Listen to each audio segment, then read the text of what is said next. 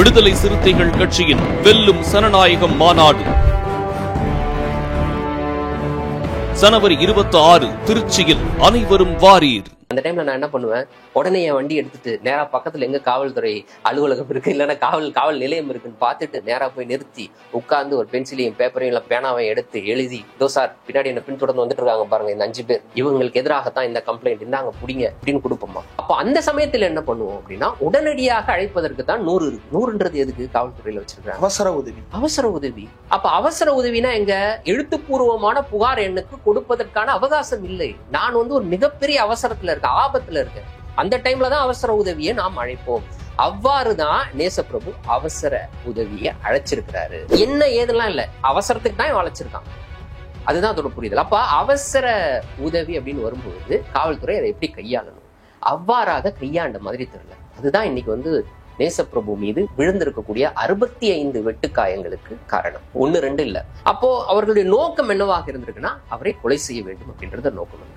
அந்த நோக்கம் நல்வாய்ப்பாக இன்னும் நிறைவேறல. அவர் இன்னும் மருத்துவமனையில சிகிச்சையில இருக்கிறார். அப்ப அந்த டைம்ல நீங்க உங்களுக்கு இன்ஸ்பெக்டர் நம்பர் தெரியுமா, அந்த இன்ஸ்பெக்டர் கிட்ட கால் பண்ணி பேசுங்க அப்படின்ட்டு. பொறுமையா வண்டியோட மேக் என்ன, வண்டியோட கலர் என்ன, இதெல்லாம் உண்மையிலே ரொம்ப அதிர்ச்சியாக இருக்கு. இன்னைக்கு ஒரு பத்திரிகையாளர் மீது நடத்தப்பட்ட தாக்குதல், அவர் நல்வாய்ப்பா அதை ரெக்கார்ட் பண்ணி வச்சிருக்கிறாரு. அதனால நமக்கு இந்த விஷயம் இன்னைக்கு வெளியில தெரிய வருது. மற்றபடி சாதாரண பொதுமக்கள் அவர்கள் 100 அழைச்சா என்ன நடக்கும்? அவங்களால இந்த மாதிரி ரெக்கார்ட் பண்ணி ஒரு விஷயத்தை வெளியில கொண்டு வர முடியுமா முதல்ல? அப்ப தினசரி நடக்கக்கூடிய விஷயம் இன்னைக்கு வெளியில வந்திருக்கு, அவ்வளவுதான். பத்திரிகையாளர்களை பொறுத்த வரைக்கும் தினசரி அவர்கள் கொடுக்கக்கூடிய செய்தி யாரையோ கோவப்படுத்தும். அது யாராக இருக்கு. அவர் தொடர்ந்து சட்டத்துக்கு புறமா மணல் அள்ளுறாரு, அது பற்றியான செய்தியை நான் சொன்னா அவருக்கு என் மேல கோவம் வரும். அந்த பகுதியில பார் நடத்தக்கூடியவர் சட்டத்திற்கு புறம்பாக பார் நடத்துறாரு, அவரை பற்றி செய்தி விட்டா அவருக்கு கோவம் வரும். தமிழ்நாட்டில் தடை செய்யப்பட்ட லாட்டரியை விற்பாங்க, அதை பற்றி செய்தி வெளியிட்டா அவருக்கு கோபம் இருக்கும். அப்படின்னு அப்படியே பட்டியலிட்டே போகலாம். அவர்களுடைய வேலையை செய்கிறார்கள். இதற்கு உனக்கு என்ன கோபம் வேற வருது எங்க மேல? முதல்ல அப்படி நம்ம பார்ப்பதே தவறு. இதற்கெல்லாம் இவர்கள் கோபப்படுறாங்க, அதனால அந்த கோபத்துல செஞ்சுட்டாங்கன்ற அந்த பார்வையே தவறு. இவருடைய கடமையை செய்திருக்கிறார். சட்டத்திற்கு புறம்பா ஒருத்தர் செஞ்சுக்கிட்டு இருக்கானா அவனை பற்றி செய்தி வெளியிடுவதுதான் என் கடமை. செய்தி வெளியிடாமல் இருந்தால் தான் நான் கடமையை தவறுவதாக அர்த்தம். ஏன்னா ஒரு பத்திரிகையாளர் மீது இப்படிப்பட்ட ஒரு தாக்குதலை நடத்துவது அப்படின்றது மிகப்பெரிய தவறு அப்படின்றத, இல்லைன்னா மிகப்பெரிய அச்சுறுத்தல், அவருக்கே அது எதிர்வினையாகும் மாறும் அப்படின்றது கூட புரியாம, இல்லைன்னா புரிஞ்சிருந்தும் பரவாயில்லை அப்படின்னு ஒருத்தர் செய்யறாரு அப்படின்னா மிகப்பெரிய ஆபத்து. அரண்சை நண்பர்களுக்கு வணக்கம். இன்றைக்கு நம்மோடு உரையாடுவதற்காக அரண்சை ஆசிரியர் திரு ஹசீப் அவர்கள் இருந்திருக்கிறார். அவர்களுக்கு வணக்கம். வணக்கம். நேசப்பிரபு பத்திரிகையாளர் கட்டுமையாக தாக்கப்பட்டு, சரமாரியாக வெட்டப்பட்டு, உயிருக்கு ஆபத்தான நிலையில மருத்துவமனையில அனுமதிக்கப்பட்டிருக்கிறாரு. அவர் அந்த போலீஸ்ட பேசுற அந்த ஆடியோ எதிர்கட்சி தலைவர் வெளியிட்டு இருக்கிறாரு. அதை கேட்கும் போதே அவ்வளவு பதற்றமாக இருக்கிறது. என்ன நடந்தது? நாம் இப்போது கிடைக்கக்கூடிய முதல்கட்ட தகவலை வைத்து பார்க்கும் பொழுது சிலர் அவரை கிட்டத்தட்ட ஒரு 2 நாட்களாக பின்தொடர்ந்திருக்கிறாங்க. தன்னை சிலர் பின்தொடர்கிறார்கள் அப்படின்றத அவர் உணர்ந்திருக்கிறார். ஒவ்வொரு முறையும் அவர்களை பார்த்து விட்டு அந்த இடத்துல இருந்து காவல்துறைக்கு அவர் அழைச்சிருக்கிறார். இதெல்லாம் நேசப்பிரபுவினுடைய அந்த போன் ரெக்கார்ட்ஸ், அதை கேட்கும்போது நமக்கு புரியக்கூடிய விஷயங்களாக இருக்குது. இனிமேல் அவர் வெளியில அவர் குணம் பெற்று அவர் பேசும்பொழுதுதான் முழு விபரம் தெரியும். ஆனால் இப்போது கிடைக்கக்கூடிய தகவல் வச்சு பார்க்கும்பொழுது அவரை சிலர் பின்தொடர்கிறார்கள். எதற்காக பின்தொடர்கிறார்கள் அப்படின்றத நேசப்பிரபுவால புரிஞ்சுக்க முடியல. அவர் தன்னை சிலர் பின்தொடர்கிறார்கள் என்பது தெரிந்த உடனேயே என்ன செய்யணுமோ அதை செஞ்சிருக்கிறாரு. என்ன செய்வோம்? நம்ம காவல்துறையை அணுகுவோம். காவல்துறையை எந்த சமயத்தில் எப்படி காவல்துறை அணுகுவோம் இருக்கு. இப்போ ஒரு விஷயம் இருக்கு, எனக்கு தொடர்ச்சியாக ஒரு பிரச்சனை இருக்குது. அந்த பிரச்சனை என்னைக்கு வேணாலும் அதை நான் அட்ரஸ் பண்ணிக்கலாம் அப்படின்னா பொறுமையா நான் என்னைக்கு எனக்கு தோணுதோ அன்னைக்கு போய் நான் காவல்துறையில் உட்காந்து ஒரு பெட்டிஷனை எழுதி கொடுத்து அதற்கான டாக்குமெண்ட்ஸ் எல்லாம் இணைச்சு என்னென்ன செய்யணுமோ அதெல்லாம் செய்வேன்னு வச்சுக்கோங்க. இது போன்ற சந்தர்ப்பங்கள், அதாவது திடீர்னு பார்க்குறேன் ஒரு 4 பேர் என்னை சுற்றி வளைச்சிட்டாங்க, அவங்க என்ன பின்தொடர்றாங்க, ஏதோ ஒரு தவறான நோக்கத்துல என் பின்னாடி நிக்கிறாங்க அப்படின்றத நான் உணர்ந்தா அந்த டைம்ல நான் என்ன பண்ணுவேன், உடனே என் வண்டி எடுத்துட்டு நேரா பக்கத்துல எங்க காவல்துறை அலுவலகம் இருக்கு இல்லைன்னா காவல் நிலையம் இருக்குன்னு பார்த்துட்டு நேரா போய் நிறுத்தி உட்கார்ந்து ஒரு பென்சிலையும் பேப்பரையும் இல்லை பேனாவையும் எடுத்து எழுதி, இதோ சார் பின்னாடி என்ன பின்தொடர்ந்து வந்துட்டு இருக்காங்க பாருங்க இந்த 5 பேர், இவங்களுக்கு எதிராகத்தான் இந்த கம்ப்ளைண்ட், இந்தாங்க புடிங்க அப்படின்னு கொடுப்போமா. அப்போ அந்த சமயத்துல என்ன பண்ணுவோம் அப்படின்னா, உடனடியாக அழைப்பதற்கு தான் 100 இருக்கு. 100ன்றது எதுக்கு காவல்துறையில வச்சிருக்காங்க? அவசர உதவி. அப்ப அவசர உதவினா எங்க? எழுத்துப்பூர்வமான புகார் எண்ணுக்கு கொடுப்பதற்கான அவகாசம் இல்லை. நான் ஒரு மிகப்பெரிய அவசரத்துல இருக்கேன், ஆபத்துல இருக்கேன், அந்த டைம்ல தான் அவசர உதவியை நாம் அழைப்போம். அவ்வாறுதான் நேசப்பிரபு அவசர உதவியை அழைச்சிருக்கிறாரு. அப்ப அவசர உதவியில உட்கார்ந்துருக்கக்கூடிய இப்ப நீங்க கூட ஆம்புலன்ஸ் அழைப்பீங்க. இப்ப உண்மையிலேயே ஆம்புலன்ஸை பொறுத்த வரைக்கும் உண்மையிலேயே சிறப்பாக இருக்கும். நான் எனக்கு நேர்ந்த சில விஷயங்களை சொல்றேன். 2-3 தடவை நான் ஆம்புலன்ஸ் அழைச்சிருக்கேன். அப்போ அவங்க கால் எடுத்த உடனே அவங்க ஒண்ணு சொல்லுவாங்க, பதட்டப்பட வேணாம், நீங்க எங்க இருக்கிறீங்க, உங்க போன் நம்பர் முதல்ல சொல்லுங்க. எடுத்த உடனே இந்த வார்த்தை வரும் அவங்கள்ட்ட, நீங்க எங்க இருக்கிறீங்க, உங்க போன் நம்பர் சொல்லுங்க. ஒருவேளை கால் கட் ஆனா கூட அவங்க திருப்பி கால் பண்ணுவாங்க. இல்ல தொடர்ந்து ரீச் பண்ண முடியாட்டா அந்த இடத்த நோக்கி ஆம்புலன்ஸ் வந்து கொண்டே இருக்கும். அந்த டைம்ல கால் பண்ணிக்கிட்டே இருப்பாங்க, நான் வந்துகிட்டே இருக்கோம், நீங்க சொன்ன இடத்துல அடிப்பில்லை, உங்க கால் ரீச் பண்ண முடியல அப்படின்னு. என்ன ஏதெல்லாம் இல்ல, அவசரத்துக்கு தான் வளைச்சிருக்கான். அதுதான் அதோட புரிதல். அப்ப அவசர உதவி அப்படின்னு வரும்பொழுது காவல்துறை அதை எப்படி கையாளணும், அவ்வாறாக கையாண்ட மாதிரி தெரியல. அதுதான் இன்னைக்கு நேசப்பிரபு மீது விழுந்திருக்கக்கூடிய 65 வெட்டுக்காயங்களுக்கு காரணம். 1-2 இல்ல. அப்போ அவர்களுடைய நோக்கம் என்னவாக இருந்திருக்குன்னா, அவரை கொலை செய்ய வேண்டும் அப்படின்றத நோக்கம் இருந்திருக்கு. அந்த நோக்கம் நல்வாய்ப்பாக இன்னும் நிறைவேறல. அவர் இன்னும் மருத்துவமனையில சிகிச்சையில இருக்கிறார். அவருடைய உடல்நிலை இப்ப எப்படி இருக்கு? உடல்நிலை மோசமாக தரணும் சொல்றேன். உடல்ல கிட்டத்தட்ட 65 வெட்டுகள் விழுந்துச்சுன்னா நிலைமை என்னவா இருக்கும் யோசிச்சுப்பாரு. அவர் இன்னும் சிகிச்சையில இருக்கிறார். கோயம்புத்தூர்ல இருக்கக்கூடிய தனியார் மருத்துவமனையில் அனுமதிக்கப்பட்டிருக்கிறார், சிகிச்சையில இருக்கிறாரு அப்படின்றதுதான் நமக்கு கிடைக்கக்கூடிய தகவல். ஆனா அதான் இப்போ அந்த ஆடியோவை பார்க்கும் பொழுது இன்னும் நமக்கு ரொம்ப பேரதிர்ச்சியாக இருக்கக்கூடிய விஷயம், சார் என்னை சுத்தி ஒரு 4 பேர் நிக்கிறாங்க சார், பைக்ல ஒருத்தர் இருக்காங்க சார் ஹெல்மெட் போட்டிருக்காங்க சார், முகத்தை எனக்கு தெரியல சார் இவங்க தான் சார் நேத்து வந்தாங்க, நேத்து என் வீட்டுக்கு வந்தாங்க சார், நான் அவங்கள பார்த்துட்டு வெளில வரக்குள்ளே நாய் குலைச்சது சார், அதனால ஓடி போயிட்டாங்க சார். இவ்வளவு கதையை ஒருத்தர் சொல்றாரு. அப்போ சாதாரணமாக அவசர உதவிக்கு அழைத்தாலே இவ்வளவு கதையை சொல்ல வேண்டும்னு காவல்துறை எதிர்பார்க்க கூடாது. எங்க இருக்கீங்க, உங்க பிரச்சனை என்ன, முதல்ல வரோம் நாங்க ஸ்பாட்டுக்கு அப்படின்னா. அப்ப அந்த ஸ்பாட்டுக்கு வரணும். அப்ப அந்த டைம்ல நீங்க உங்களுக்கு இன்ஸ்பெக்டர் நம்பர் தெரியுமா, அந்த இன்ஸ்பெக்டர் கிட்ட கால் பண்ணி பேசுங்க அப்படின்ட்டு பொறுமையா வண்டியோட மேக் என்ன, வண்டியோட கலர் என்ன, இதெல்லாம் உண்மையிலே ரொம்ப அதிர்ச்சியாக இருக்குது. ஆனா இது தினசரி நடக்கக்கூடிய விஷயமாக தான் இருக்கு. இன்னைக்கு ஒரு பத்திரிகையாளர் மீது நடத்தப்பட்ட தாக்குதல், அவர் நல்வாய்ப்பா அதை ரெக்கார்ட் பண்ணி வச்சிருக்கிறாரு. அதனால நமக்கு இந்த விஷயம் இன்னைக்கு வெளியில தெரிய வருது. மற்றபடி சாதாரண பொதுமக்கள் அவர்கள் 100 அழைச்சா என்ன நடக்கும், அவங்களால இது மாதிரி ரெக்கார்ட் பண்ணி ஒரு விஷயத்தை இப்படி வெளியில கொண்டு வர முடியுமா முதல்ல? அப்ப தினசரி நடக்கக்கூடிய விஷயம் இன்னைக்கு வெளியில வந்திருக்கு, அவ்வளவுதான். ஓகே, ஒருவேளை இதுக்கு என்ன காரணம், பொலிட்டிக்கல் மோட்டிவா அல்லது பர்சனல் ப்ராப்ளம்ஸா, அதை பத்தி ஏதாவது தகவல் இருக்கா? பொதுவா தொடக்கத்துல இப்ப வரைக்கும் இப்ப கிடைக்க நேற்று இரவு இது நடந்திருக்கு, நேற்று இப்போ வரைக்கும் என்ன காரணம் அப்படின்றத கண்டுபிடிச்சு சொல்ல வேண்டியது காவல்துறையினுடைய கடமை. அப்போ அங்க News7 தமிழ் அதனுடைய நிர்வாகம் அந்த News7 தமிழ் தொலைக்காட்சியினுடைய அந்த தகவலை வைத்து பார்க்கும் பொழுது அவங்க எஃப்ஐஆர் பதிவு பண்ணுவதற்கே காலதாமதமாக்கி இருக்கிறாங்க. குறிப்பா இங்க சொல்ல வேண்டிய விஷயம், பத்திரிகையாளர்களை பொறுத்த வரைக்கும் தினசரி அவர்கள் கொடுக்கக்கூடிய செய்தி யாரையும் கோவப்படுத்தும். அது யாராக இருக்கட்டும். இப்போ ஒரு அரசியல்வாதி இருக்கிறாருன்னா அரசியல்வாதியினுடைய ஒரு கருத்து, அவர் ஒரு தவறான கருத்தை தெரிவிச்சிட்டாரு, இல்லைன்னா ஒரு பொதுக்கூட்டத்துல பொதுமக்களையோ அங்க இருக்கக்கூடிய அரசு அதிகாரியோ அவர் ஏதோ ஒண்ணு தப்பா பேசிட்டாரு அப்படின்னா இது செய்தி. இதை கொண்டு போய் மக்களிடம் சேர்க்கும் போது அரசியல்வாதிக்கு கோபம் வரும். அப்ப அந்த பகுதியில செயல்படக்கூடிய ஒரு மணல் அள்ளக்கூடிய அப்படிப்பட்ட ஒரு சட்டத்துக்கு புறம்பான வேலையை செய்யக்கூடிய நபர் இருக்கிறாரு. அவர் தொடர்ந்து சட்டத்துக்கு புறம்பா மணல் அள்ளுறாரு. அது பற்றியான செய்தியை நான் சொன்னேன்னா அவருக்கு என் மேல கோபம் வரும். அந்த பகுதியில பார் நடத்தக்கூடியவர் சட்டத்திற்கு புறம்பாக பார் நடத்துறாரு, அவரை பற்றி செய்தி விட்டா அவருக்கு கோபம் வரும். தமிழ்நாட்டில் தடை செய்யப்பட்ட லாட்டரியை விற்பாங்க, அதை பற்றி செய்தி வெளியிட்டா அவருக்கு கோபம் இருக்கும். இப்படி அப்படியே பட்டியலிட்டே போகலாம். ஒருவேளை இதுல உள்நோக்கங்கள் இருந்தாலும் கூட அதற்கு இது வழி இல்ல. நிச்சயமா இது எப்படி இது ஒரு பத்திரிகையாளரோட பணி, இதை எப்படி உள்நோக்கம் இருக்க வேண்டியது இருக்கும்? நீ ஒரு சட்டத்திற்கு புறம்பான வேலையை செய்யற, நீ பொதுமக்களை கேவலமாக பேசுற, ஒரு முக்கியமான பொறுப்புல இருந்து நீ அதிகாரியை இப்படி கேவலப்படுத்துற, நீ ஒரு பொறுப்பான காவல்துறை அதிகாரியை இருந்துட்டு மக்களை இப்படி கேவலமா நடத்துற.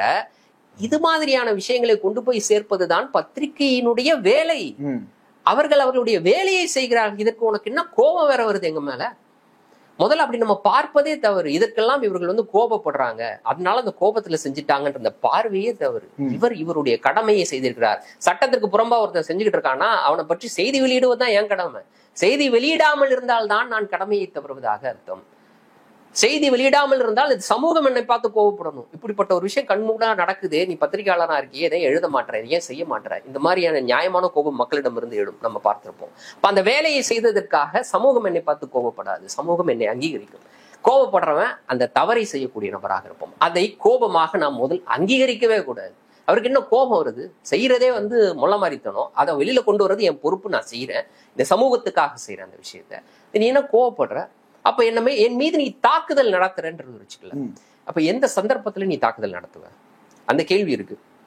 இப்போது சாதாரண ஒரு பொதுமக்களா இப்போ ஒரு பார் இருக்கு, அந்த பாருக்கு பக்கத்துல நிறைய குடியிருப்புகள் இருக்கும். அந்த குடியிருப்புல இருக்கக்கூடிய நபர்கள் எல்லாருமே அந்த பாரால ஏதோ ஒரு பிரச்சனை இருக்கும் அவங்களுக்கு. நான் சொல்றேன், அனுமதியோடு இயங்குதோ அனுமதி இல்லாமல் இயங்குதோ ஏதோ ஒண்ணு. அங்க குடிக்க வர்றவங்க பக்கத்துல இருக்கக்கூடிய வீடுகள்ல அந்த வாசல்ல உட்காந்து குடிப்பாங்க, அங்க வாசல் நிறுத்தி வச்சுக்கக்கூடிய பைக்ல உட்காந்து குடிப்பாங்க. இதெல்லாம் நடக்கும். இல்லைன்னா அங்க தகராறு பண்ணுவாங்க. அப்ப அந்த சுற்று வட்டாரத்துல இருக்கக்கூடிய பொதுமக்கள் அதை கம்ப்ளைண்ட் கொடுக்க பயப்படுவாங்க. பாரோ நடத்தக்கூடியவர் உண்மையிலே லோக்கல்ல பெரிய அரசியல் பின்புலம் இல்லாமல் அதெல்லாம் செய்ய முடியாது அப்படிப்பட்டவைகள். அப்ப அவர் பின்புலம் இருக்கும், செய்யறதுக்கு அவங்க பயப்படுவாங்க. அப்படிப்பட்ட விஷயம் இருக்கும். அப்ப அவர்கள் கம்ப்ளைண்ட் கொடுக்க மாட்டாங்க, பொய்யெல்லாம் கொடுக்க மாட்டாங்க. அப்படி அப்ப அவர்கள் ஒருவேளை கம்ப்ளைண்ட் கொடுத்தாங்கன்னா அவர்களை போய் இவர்கள் மிரட்டுவதற்கான வழி இருக்குது, நிறைய வழி இருக்கு. ரொம்ப ஈஸியா மிரட்டி அவங்களோட வாயடைச்சிருவாங்க. முதல்ல சொல்லாமலே மிரட்டப்படுவார்கள் பொதுமக்கள். இரண்டாவது மிரட்டுவதற்கான வழிகள் இருக்குது. அப்ப அப்படியாக அவர்கள் மீது தாக்குதல் நடத்துவதே மிகப்பெரிய ஒரு கொடுமையான சம்பவம் தான். அப்படி செய்ய மாட்டாங்க. பத்திரிகையாளர்கள் என்று வரும்பொழுது இவர்களுக்கு தெரியும், இவர் மீது இப்படி ஒரு தாக்குதல் நடத்தணும் அப்படின்னா அது நமக்கு எதிர்வினையாக அமைந்து விடும். நாம் எந்த காரணத்துக்காக அதை செய்யறோமோ அதுவே அங்கு நிறைவேறாது. அவருடைய வாயை அடைப்பதற்காக நம்ம ஒரு விஷயத்தை செய்யறோம், உண்மையை சொல்வதற்காக அதை செய்யணும். கொஞ்சம் யோசனை அவர்களுக்கு இருக்க வேண்டும். நான் சொல்றேன், பொதுவா இருக்க வேண்டும். சிலருக்கு இருக்கும். அதையும் மீறி ஒருவர் செய்யறாருன்னா அவர் எவ்வளவு பெரிய பின்புலத்தோடு இதை செய்திருக்க வேண்டும். ஒருவேளை இதற்காக நடந்துச்சுன்னா, நான் சொல்றது இன்னும் முதற்கட்ட தகவல் எதுவும் நமக்கு கிடைக்கக்கூடிய தகவல் எதுவுமே இப்படியான ஒரு விஷயத்துக்காக இது நடந்துச்சுலாம் நமக்கு தெரியல. பட் அப்படியாக ஒருத்தர் அப்படி செஞ்சிருந்தாருன்னா, உதாரணத்துக்கு இப்ப நேசப்பிரபு வெளியிட்ட செய்தியால் கோபம் அடைந்த ஒரு பார் உரிமையாளரோ இல்ல ஒரு மணல் அள்ளக்கூடிய நபரோ இல்ல ஏதோ ஒருத்தர் அவர் இப்படி ஒரு விஷயத்தை செஞ்சாருன்னா அவர் மிகப்பெரிய ஆபத்து அவரால் இந்த சமூகத்துக்கு அப்படின்னு தான் நம்ம சொல்லணும். ஏன்னா ஒரு பத்திரிகையாளர் மீது இப்படிப்பட்ட ஒரு தாக்குதலை நடத்துவது அப்படின்றது மிகப்பெரிய தவறு அப்படின்றத, இல்லைன்னா மிகப்பெரிய அச்சுறுத்தல், அவருக்கே அது எதிர்வினையாகவும் மாறும் அப்படின்றதுக்கு கூட புரியாம, இல்லைன்னா புரிஞ்சிருந்தும் பரவாயில்லை அப்படின்னு ஒருத்தர் செய்யறாரு அப்படின்னா மிகப்பெரிய ஆபத்து. இப்போ இந்த சம்பவம் காவல்துறை ஒரு அலட்சியமாக கையாண்டு இருக்கிறது அப்படின்றது குற்றச்சாட்டு. இந்த சம்பவம் நடந்த பிறகு என்ன நடவடிக்கை எடுக்கிறாங்க அப்படின்றதுதான் அவங்க என்ன செய்ய போறாங்கன்றது. இப்ப காவல்துறையினுடைய பொறுப்பாக இருப்போர் முதலமைச்சர். இப்ப இன்றைக்கு சமூக வலைதளங்கள்ல இந்த செய்தி வந்த உடனேயே முதலமைச்சரினுடைய கையாளாகத்தனம் தான் இந்த மாதிரியான விஷயங்களுக்கு எல்லாம் காரணம் அப்படின்ற அந்த விமர்சனங்கள் வர ஆரம்பித்து விட்டது. நீங்க இதை எப்படி பாக்குறீங்க? அதான் இப்ப காவல்துறையினுடைய பொறுப்பாக இருக்கக்கூடிய அமைச்சராக முதலமைச்சரே இல்லாட்டினாலும் வேறொரு அமைச்சராக இருந்தாலும் அவர் மீது இந்த குற்றச்சாட்டு வைக்கப்படும். ஏன்னா காவல்துறையினுடைய நடவடிக்கை அப்படியாக இருந்திருக்கு. அவங்களுடைய நடவடிக்கை எப்படியாக இருந்திருக்கு, அதற்கான ஆதாரம் இன்னைக்கு வெளியில வந்திருக்கு. அப்ப நாம் காவல்துறையில் சீர்திருத்தம் அப்படின்றது காலமாக எல்லா தரப்பினரும் கோரக்கூடிய ஒரு விஷயம். காவல்துறையில சீர்திருத்தம் வேண்டும், மக்களை அவர்கள் எப்படி நடத்த வேண்டும், வரக்கூடிய புகார்தாரர்களை எப்படி நடத்த வேண்டும், காவல்துறையில சிசிடிவி கேமரா இருக்கணும், அவர்களை வரவேற்பதற்காக வரவேற்பாளர்னு ஒருத்தர் இருக்கணும். இதெல்லாம் பேரளவுல எல்லா காவல் நிலையங்கள்லயும் இருக்கும். அது செயல்படுகிறதா அப்படின்றது உறுதி செய்ய வேண்டியது இருக்குல்ல. நீங்க இப்போ எப்படியா இப்படிப்பட்ட ஒரு சம்பவம் நடந்தவரை டிஜிபி ஒரு சுற்றறிக்கை அனுப்புவார் எல்லா காவல் நிலையங்களுக்கும். இப்படி ஒரு கால் வந்துச்சுன்னா, அவசர உதவி நடச்சுன்னா அவரிடம் இந்த கேள்விகள் கேட்கக்கூடாது, உடனடியாக அவர் இருக்கக்கூடிய இடத்துக்கு போய் உதவி செய்யணும்னு ஒரு சுற்றறிக்கை வரும். இப்ப என்னைக்காவது ஒரு நாள் இது மாதிரி காவல் மரணம் நடக்கும்போது அந்த காவல் மரணம் நடந்த அன்னைக்கு சிசிடிவி கேமரா ஒர்க் ஆகலன்னு வாங்க. அது ஒர்க் ஆச்சா ஒர்க் ஆகலையா, இவங்களே திருப்பி வச்சுக்கிட்டாங்களா ஆஃப் பண்ணிட்டாங்களான்ற கேள்வியெல்லாம் இருக்கு. உடனடியாக ஒரு சுற்றறிக்கை வரும், இனி சிசிடிவி கேமராக்கள் முழுமையாக செயல்படுவதை உறுதி செய்ய வேண்டும் அப்படின்ட்டு. என்னைக்காக காவல்துறை காவல் நிலையத்துக்கு போய் புகார் கொடுக்க போகும்போது ஏதாவது அங்க இருக்கக்கூடிய பொதுமக்கள் இப்படி கேவலமாக நடத்தப்பட்ட செய்தியாக வெளியில் வந்த உடனே பொதுமக்களை நீங்க இப்படி நடத்தணும்னு ஒரு சுற்றறிக்கை, இப்படிப்பட்ட சுற்றறிக்கை பேரளவிலான சுற்றறிக்கையோடு நிற்கக்கூடாது. இந்த முறை கட்டாயமாக அவர்கள் அந்த வேலையை செய்ய வேண்டும். எப்படி இது உறுதி செய்ய முடியும்னா, இவ்வாறாக கவனக்குறைவாக, இது வெறும் கவனக்குறைவுன்ற வார்த்தைன்றது உண்மையிலே அதனுடைய தீவிரத்தை குறைப்பதாக இருக்கதாவே நான் கருதுறேன். இது வேண்டுமென்றே அவருடைய கடமையை செய்ய தவறிய நபர் யார், அந்த காவலர் யாருன்னு கண்டுபிடிச்சு அவர் மீது நடவடிக்கை எடுப்பதன் மூலமாக ஒரு முன்னுதாரணமாக இப்படிப்பட்ட அவசர உதவிக்கு எப்படியாக காவல்துறை ரியாக்ட் ஆகணும் அப்படின்றதற்கு ஒரு உதாரணமாக இது அமையும். அப்படியாக செய்தால் மட்டுமே. சற்று முன் கிடைத்த செய்தி, திருப்பூர் மாவட்டம் பல்லடம் பகுதியைச் சேர்ந்த நியூஸ் 7 தொலைக்காட்சியின் செய்தியாளர் நேசப்பிரபுவின் மீது அடையாளம் தெரியாத நபர்கள் நடத்தியிருக்கும் கொலைவெறி தாக்குதலை முதலமைச்சர் மு.க.ஸ்டாலின் கண்டித்து அறிக்கை வெளியிட்டுள்ளார். இந்த சம்பவம் நடப்பதற்கு முன்பாக செய்தியாளர் நேசப்பிரபு அவர்கள் காவல் நிலையத்தில் பாதுகாப்பு கோரியதன் மீது உரிய நடவடிக்கை எடுக்காத சம்பந்தப்பட்ட காவல் நிலைய ஆய்வாளர் உடனடியாக காத்திருப்போர் பட்டியலில் வைக்க முதலமைச்சர் மு.க.ஸ்டாலின் உத்தரவு. மேலும் இதனை ஒரு சிறப்பு நிகழ்வாக கருதி மருத்துவ சிகிச்சையில் உள்ள திரு நேசப்பிரபு அவர்களுக்கு பத்திரிகையாளர் நல வாரியத்தில் இருந்து ரூபாய் 3 லட்சம் வழங்கிடவும் ஆணையிடப்பட்டுள்ளது. இந்த தாக்குதல் நிகழ்ச்சி கண்டனத்திற்குரியது என்றும் இந்த தாக்குதல் சம்பவத்தில் ஈடுபட்டவர்கள் யாராக இருந்தாலும் அவர்கள் மீது சட்ட ரீதியான கடும் நடவடிக்கை எடுக்கப்படும் என்று அறிவிக்கப்பட்டுள்ளது. இப்போ காவல்துறை அப்படின்றது ஒவ்வொரு காலகட்டத்திலையும் வெவ்வேறு விமர்சனங்கள் வந்தாலும் ஆட்சி மாறலாம், ஆட்சியாளர்கள் மாறலாம், சட்டங்கள் மாறலாம். ஆனா காவல்துறைக்குன்னு தனியா ஒரு கிளாஸ் கேரக்டர் இருக்கிறது மாதிரியே இருக்கு. ஸ்டார்டிங் ஃப்ரம் ஜெயராஜ் பினிக்ஸா இருக்கட்டும், ஸ்டெர்லைட்டினுடைய துப்பாக்கி சூடா இருக்கட்டும், இப்ப பல்புடிங்கி பல்வீர் சிங்கா இருக்கட்டும், அல்லது காவல் நிலையங்கள்ல நடத்தப்படுற பட்டியல் சமூகத்தினர் மீதான தாக்குதலா இருக்கட்டும், உள்ளுக்குள்ள போன உடனே நான் ஒரு பைக்ல ட்ரிபிள்ஸ் போய் போலீஸ் ஸ்டேஷன் போயிருக்கேன். கேள்வி, நீ என்ன கேஸ்ட், நீ என்ன ஆளுக, அவன் என்ன ஆளுக, அந்த பைய கூட உனக்கு என்ன வேலை, நீ எதுக்கு இந்த சாதிக்காரங்களோட சேர்ற, அவன் எதுக்கு உன் கூட எல்லாம் சேர்றான் அப்படின்னு சொல்லிட்டு இப்படிதான் காவல்துறை ஒரு பைக்ல ட்ரிபிள்ஸ் போன கேஸுக்கு அவங்க ஹேண்டில் பண்ண விதம், அன்னைக்கு ஸ்டேஷன்ல நடந்ததெல்லாம் வெளியே சொல்ல முடியாத அளவு கொடுமைகள்லாம் நடந்தது. இப்படிதான் இருக்கு காவல்துறையினுடைய யதார்த்தம். இதை என்னதான் பண்றது, இதை யார் வந்தாலும் இப்படிதான் அப்படின்னு எடுத்துக்கிறது. மக்களுமே தினமும் பாதிக்கப்படுறாங்க. ஆனா காவல்துறை என்ன சொல்றாங்கன்னா, இப்படிலாம் ரகடா இருந்தா மட்டும்தான் டீல் பண்ண முடியும், போலீஸ் சாஃப்டா இருந்தா நீங்க எல்லாம் பிடி கொடுப்பீங்களா அப்படின்ற மாதிரியான வாதங்கள்லாம் எப்படி புரிஞ்சுக்கிறது? அரசினுடைய கட்டமைப்பினுடைய ஒரு அங்கம் தான். இதுக்கும் கட்சிகளுக்கும் மாறி மாறி அமையக்கூடிய அரசாங்கங்களுக்கும் இதற்கும் தொடர்பு இருக்கான்னு கேட்டீங்கன்னா தொடர்பு இருக்கு. அது முற்றிலும் நம்மளால் மறுக்க முடியாது. ஆனால் ஒரு தமிழ்நாடு காவல்துறையை பத்தி தான் சொல்லுவாங்க. இதற்கு ஒரு 200 வருஷ பாரம்பரியம், 250 வருஷ பாரம்பரியம் இருக்குதுன்னு சொல்லுவாங்க. அந்த அளவுக்கு இது எந்த பாரம்பரியத்தை கொண்டு இருக்குது அப்படின்னு பாத்தீங்கன்னா, பிரிட்டிஷ் காலத்துல இங்க இருக்கக்கூடிய மக்களை அடக்குவதற்கு எப்படிப்பட்ட நடைமுறைகள் கைப்பற்றப்பட்டதோ, எப்படிப்பட்ட கருப்பு சட்டங்கள் பயன்படுத்தப்பட்டதோ, அந்த சட்டங்களும் அந்த நடைமுறையும் இன்ன வரைக்கும் அப்படியே ஃபாலோ பண்ணப்படுது. இந்த காவல்துறை பாரம்பரியமாக இது நடக்குது. இந்த பாரம்பரிய தொடர்பு எங்க அரும் அப்படின்னா, நடைபெறக்கூடிய ஒரு ஆட்சி மாற்றம், அந்த நிகழ்வு அப்படின்றது அது அடிப்படையை மாற்றக்கூடிய ஒரு ஆட்சி மாற்றமாக நடக்கும் பொழுது இது எல்லாமே நடக்கும். அப்ப அப்படிப்பட்ட ஒரு நிகழ்வு இன்னைக்கு நிகழல அப்படின்னு தான். அப்ப ஆட்சி மாற்றம் நடந்திருக்கு, பட் அந்த கட்டமைப்பை அவங்க அப்படியே கேரி ஃபார்வர்ட் பண்ணியிருக்காங்களோ அப்படின்ற ஒரு எண்ணம் நமக்கு தோணுதுல. அப்போ அப்படிப்பட்ட ஒரு ஒரு அடிப்படையை இதுக்கு முன்னாடி நீங்க மக்களை பார்த்தீங்க, எப்படி பார்த்தீங்கன்னா பிரிட்டிஷினுடைய ஆர்டரின் அடிப்படையில அவங்க ஒரு அடிமைகளாக நீங்க பார்த்தீங்க. எங்களுடைய அரசினுடைய ஒரு நாய்க்குட்டிகளாக, நாய்களாக நீங்க பார்த்தீங்க. நாங்க சொல்றதை கேட்கக்கூடிய, வாலாட்டக்கூடிய நாயாக நீங்க பார்த்தீங்க. அந்த பார்வை சுதந்திரத்துக்கு பிறகு மாற்றப்பட வேண்டும் என்ற அடிப்படையில் என்ன மாற்றத்தை கொண்டு வந்தாங்க? பேரளவுல கொண்டு வரக்கூடிய மாற்றங்களை நான் பேசல. நிறைய சட்டங்கள் இருக்கு, எல்லாமுமே இருக்கு. ஆனால் இந்த மாற்றங்கள் அடிப்படையில நடக்கவே இல்லையே, மாறவே இல்லையே, இது நடக்கவே இல்லையே. அப்ப இந்த மாற்றம் நிகழ வேண்டும். இந்த மாற்றம் நிகழ வேணும்னா நீங்க சொல்ற இந்த அரசாங்கம்னு ஒண்ணு அமையுது இல்ல, இந்த அரசாங்கத்துக்கு அப்படிப்பட்ட ஒரு எண்ணம் இருக்கணும். இல்ல, எனக்கு என்ன புரியலன்னா, இப்ப காவலர்கள் இருக்கிறாங்க, எதை ரகடா டீல் பண்ணி இருக்கணுமோ அதை டீல் பண்ணல. அதுதான் நேசப்பிரபுவுக்கு நடந்த கொடுமைக்கு ஒரு முக்கிய காரணமா அமையுது. எதெல்லாம் சாதாரணமா பேசி முடிக்க வேண்டியதோ அதெல்லாம் பயங்கர ரகடா டீல் பண்றாங்க. இவங்களும் இதே, இப்ப நம்ம சாதிகள்ல இருந்து தான் அவங்களும் வர்றாங்க, நம்ம சமூகத்துல இருந்து அவங்களும் வர்றாங்க. நம்ம என்ன எக்கனாமிக் செக்ஷன்ல இருக்கோமோ அதே எக்கனாமிக் செக்ஷன்ல தான் இருக்கிறாங்க அவங்களும். ஆனா உள்ள அந்த சட்டையை போட்ட உடனே அவங்களுக்கு அது என்ன மாதிரியான ஒரு அதிகாரம் தான். எனக்கிட்ட ஒரு அனலாவிய அதிகாரம் இருக்கு. இப்ப யோசிச்சு பாருங்க, பல்வீர் சிங் விஷயத்தை எடுத்துக்கங்க. அவர் மீது வைக்கப்பட்ட குற்றச்சாட்டு என்ன, அந்த குற்றச்சாட்டின் அடிப்படையில் அவர் மீது என்ன நடவடிக்கை எடுக்கப்பட்டிருக்கு யோசிச்சு பாருங்க. இப்போ 16 உயிர்கள் பறிபோன அந்த ஸ்டெர்லைட் சம்பவம், ஸ்டெர்லைட் போராட்டம், உயிரிழந்தவர்கள், அதற்கு பிறகு அமைக்கப்பட்ட கமிஷன், அதனுடைய ரெக்கமெண்டேஷன், அந்த ரெக்கமெண்டேஷன் எந்த நிலைமையில இருக்கு? இந்த மாதிரி நிறைய கேள்விகள் இருக்குல்ல. இதே மாதிரி நிறைய கொடுமைகளை நிகழ்த்தியவர்கள் ரொம்ப சாதாரணமாக இன்னும் நம்மோடு உழவி கொண்டிருப்பார்கள். நம்ம மறந்துடுவோம். இன்னைக்கு திருச்சியில உங்களுக்கு ஞாபகம் இருக்கா? திருச்சியில எனக்கு தெரிஞ்சு இந்த லாக்டவுன் சமயத்துல பைக்ல போன ஒரு ஒரு ஒரு ஒரு கர்ப்பிணி பெண் பைக்கை எட்டி விடுறாரு ஒரு காவல்துறை அதிகாரி. அவங்க அந்த காவல்துறை அதிகாரி இப்ப எங்க இருக்கிறாருன்னு உங்களால யோசிக்க முடியுமா? கற்பனை செய்ய முடியுமா? சாதாரண பொதுமக்கள் அதை யோசிக்க மாட்டாங்க. அவர் என்ன, அவருக்கு தண்டனை கொடுத்துட்டாங்களா, இல்ல அவர் இன்னும் காவல்துறையில தான் பணியாற்றாரா? அருணா ஜெகதீசன் கமிஷன் கொடுத்திருக்கக்கூடிய அறிக்கையில யார் மீதெல்லாம் குற்றம் சுமத்தப்பட்டிருக்கு. அதே மாதிரி 2009 இங்க ஹைகோர்ட் சென்னை உயர்நீதிமன்றத்துக்குள்ள புகுந்து வழக்கறிஞர்கள் மட்டுமல்ல, நீதிபதிகள் மற்றும் பொதுமக்கள் மீது நடத்திய தாக்குதல், இதற்கு காரணமான காவல்துறை அதிகாரிகள் தண்டிக்கப்பட்டார்களா? இதெல்லாம் உங்களுக்கு தெரியுமா?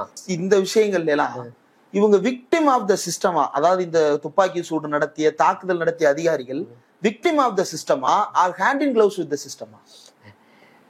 இது வந்து பரஸ்பரம், எனக்காக நீ இதை செய், உனக்காக நான் இதை செய்கிறேன். இப்படியான உறவு தான் காவல்துறை அந்த கட்டமைப்புக்கும் மாறி மாறி அமையக்கூடிய அரசாங்கங்களுக்கும்.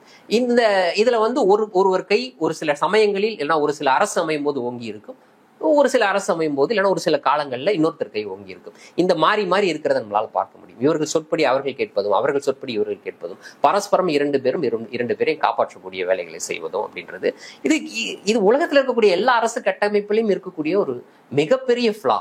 ரைட். இந்த ஃபிளாக்கு வந்து ஒரு பெரிய சீர்திருத்தம் தேவை, மிகப்பெரிய சீர்திருத்தம், பெரிய ரெவல்யூஷன் வேணும். சீர்திருத்தம் கிடையாது, ரெவல்யூஷன், அடிப்படை மாற்றப்பட வேண்டும், புரட்சி நடக்க வேண்டும், அவ்வளவுதான். இது கண்டிப்பா தேவை. இன்னொரு பக்கம் நம்ம பத்திரிகையாளர்கள் உண்மையிலேயே பயமா தான் இருக்கு சாலைகள்ல போகும்போது. இது வந்து என்ன காரணத்தினாலன்னு தெரியல, ஆனா அரசியல் காரணங்களுக்காக யாரோ நம்ம பின்தொடர்கிறார்களோ அப்படின்ற அச்ச உணர்வு இல்லாம நீங்களோ நானோ பைக்ல போயிடல. ஒரு டீ கடையில் நிற்கும் போது அப்படி சர்வசாதாரணமா நின்ற முடியல, ஒரு பயம் இருக்கிறது.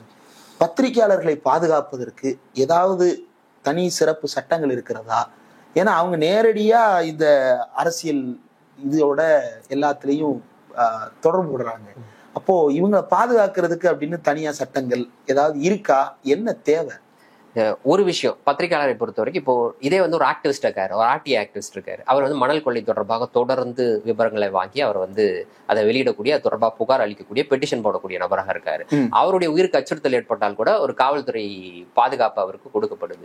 ஆனா பிராக்டிகலி ஒரு பத்திரிகையாளருக்கு இப்படிப்பட்ட காவல்துறை பாதுகாப்பு கொடுப்பது அப்படின்றது சாத்தியம் இல்லை. ஏன்னா ஆர்டிஐ ஆக்டிவிஸ்டையும் பத்திரிகையாளர் நம்ம சமன்படுத்த முடியாது. இவருடைய அந்த கான்ஸ்டிடியூஷனல் கடமையை அவர் ஆட்டிக்கொண்டிருக்கிறார்.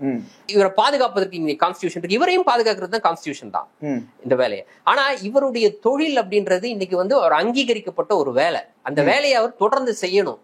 அவர் டெய்லி, நான் சொன்னேன்ல, டெய்லி ஒரு பார் சட்டத்திற்கு புறம்பாக செயல்படக்கூடிய நபரை குறித்த செய்தியை அவர் வெளியிட்டே இருக்கணும். அவருடைய உயிருக்கு என்னைக்குமே அச்சுறுத்தல் இருக்கு, அவருக்கு என்னைக்குமே பாதுகாப்பின்மை இருக்கு. அப்போ இவர் கொடுக்கக்கூடிய புகார், இவருக்கு ஏற்படக்கூடிய நெருக்கடியை அவர் காவல்துறையின் கவனத்திற்கு கொண்டு வரும் பொழுது அவர் கூடுதல் கவனத்தோடு அதை கையாள வேண்டும் அப்படின்றது இன்னைக்கு சட்டப்பூர்வமாக்கப்படணும். அப்படிப்பட்ட ஒரு சட்டத்தை கொண்டு வரணும். பத்திரிகையாளர் பாதுகாப்பு சட்டத்தை கொண்டு வரணும்னு மாற்றத்துக்கான ஊடகவியலாளர் சங்கம் இன்னைக்கு நேரத்துல 10 ஆண்டுகளாக இந்த கோரிக்கையை நாங்க மாறி மாறி வந்து அரசிடம் வைத்துக் கொண்டுதான் இருக்கிறோம். இதற்காக ஒரு வரைவு சட்டத்தை நிறைவேற்றி, எனக்கு தெரிஞ்ச 2015 நினைக்கிறேன், மே தினம் அன்று இப்படிப்பட்ட ஒரு வரைவு சட்டத்தை நிறைவேற்றி அப்போது இருந்த அரசிடம் நாங்க வந்து ஒப்படைச்சோம். இதுதான் வரைவு சட்டம், பாருங்க, இது மாதிரி ஒரு சட்டத்தை கொண்டு வாங்க. முன்னுதாரணம் இருக்கு, ஆனா இந்தியாவிலே முன்னுதாரணம் இருக்கு. சத்தீஸ்கர்ல அப்படிப்பட்ட ஒரு சட்டம் இருக்கு, மகாராஷ்டிரால அப்படிப்பட்ட ஒரு சட்டம் இருக்கு. இந்த முன்னுதாரணங்களையும் அவர்களுக்கு கொடுத்தாச்சு. அப்போ அப்படிப்பட்ட ஒரு சட்டத்தை கொண்டு, சாதாரண ஐபிசியில இருக்கிற செக்ஷன் அப்படின்றதை தாண்டி இப்படி சிறப்பு சட்டம்னா பத்திரிகையாளர் ஒரு போய் நிற்கும் பொழுது எனக்கு இப்படிப்பட்ட பிரச்சனை அப்படின்னா உடனடியாக அந்த சட்டத்தின் கீழ் வழக்கு பதிவு செய்யப்படும். யோசிச்சுட்டுலாம் இருக்க மாட்டாரு. வெறுவாயில 4வது தூண் 5வது தூணுன்னு பேசுறது எந்த பயனும் இல்ல, ஒரு பயனும் கிடையாது. அதுதான். அப்போ இப்படிப்பட்ட ஒரு சிறப்பு சட்டத்தை இப்போதாவது கொண்டு வரணும்ன்ற எண்ணம் இப்போது இருக்கக்கூடிய அரசுக்காவது வர வேண்டும். ரைட். நிச்சயமாக இப்ப நம்ம பத்திரிகையாளர்களுடைய பாதுகாப்பு அல்லது பத்திரிகையாளர்களை தரக்குறைவாக பேசுவது அப்படின்றது எல்லாத்தையும் நம்ம பேசும்போது வரக்கூடிய விமர்சனம் வந்து ஆளும் கட்சியினுடைய ஊதுகுழலாக செயல்படுகிறார்கள். பாத்தீங்களா கருப்பு கலர்ல ஃபாண்ட், சிவப்பு கலர்ல ஃபாண்ட் போடுறாங்க அப்படின்னு சொல்லிட்டு சில சிரிப்பை ஏற்படுத்தக்கூடிய வகையில வந்து இணையதளத்துல நகைச்சுவை செய்து கொண்டிருக்கிறார்கள். உள்ளபடியே பத்திரிகையாளர்கள் யாரால் தாக்கப்பட்டாலும், யாரால் ஒடுக்கப்பட்டாலும் அதற்கு எதிராக நாம் தொடர்ந்து பேசுவோம். அதே போல மாற்றத்திற்கான ஊடகவியலாளர் சங்கமும் தொடர்ந்து இதற்கு எதிராக குரல் கொடுத்து வருகிறது அப்படின்றதையும் இந்த நேரத்தில் மக்களுக்கு தெரிவித்துக் கொள்ள வேண்டும் நினைக்கிறேன். இப்போது நடைபெற்றுக் கொண்டிருக்கக்கூடிய தாக்குதல் அடுத்து நடவாமல் இருப்பதற்கு அரசு எடுக்கக்கூடிய நடவடிக்கையும் என்னவாக இருக்கிறதுன்னு பார்ப்போம். வாழ்த்துக்கு நன்றி. அரண்சை நண்பர்களுக்கு வணக்கம். அரண்சை ஊடகம் சுயேட்சையாக இயங்குவதற்காகவே உருவாக்கப்பட்டது. நாம் செய்கிற வேலை உண்மையிலேயே மக்களுக்காக செய்கிறோம் என்பதை நீங்கள் நம்பினால், வாய்ப்பு இருந்தால் இந்த ரேசர் பே QR கோடுக்குள்ளே நீங்கள் வந்து அதை ஸ்கேன் பண்ணி எங்களுக்கு உங்களால் இயன்றதை, விருப்பம் இருந்தால் ஆதரவு தெரிவிக்கலாம்.